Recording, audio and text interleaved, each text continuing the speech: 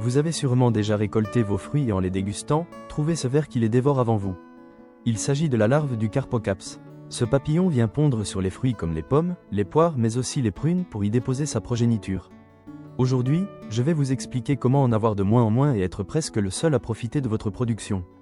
Le Carpocaps est généralement de sortie lorsque les températures se réveillent au verger à partir du mois d'avril et peut se propager sur plusieurs générations en une même saison jusqu'au mois d'octobre. La larve en dormance dans le sol ou dans l'écorce des arbres va se réveiller au printemps pour laisser place au papillon, c'est-à-dire la forme adulte du cycle, et celui-ci, s'il s'agit d'une femelle, va déposer ses pontes sur les feuilles ou les fruits. La larve issue de cette ponte intègre le fruit en dévorant le cerneau, plus précisément le cœur du fruit pour ensuite ressortir pour entamer un autre cycle. Si vous n'intervenez pas au bon moment dans votre verger, la présence de ce papillon sera de plus en plus importante. Je vous conseille donc dans un premier temps d'installer des pièges à phéromones au mois d'avril et de renouveler les capsules de phéromones au minimum une fois par mois. Il faudra également tout mettre en œuvre pour attirer les mésanges et autres oiseaux qui feront un festin de ces papillons et de leurs larves.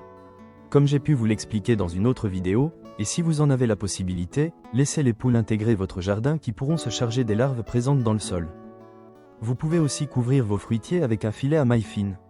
Il sera extrêmement important de supprimer les fruits tombés prématurément, ou non, qui seront attaqués pour ne pas que la larve puisse se déposer au sol ou sur l'arbre.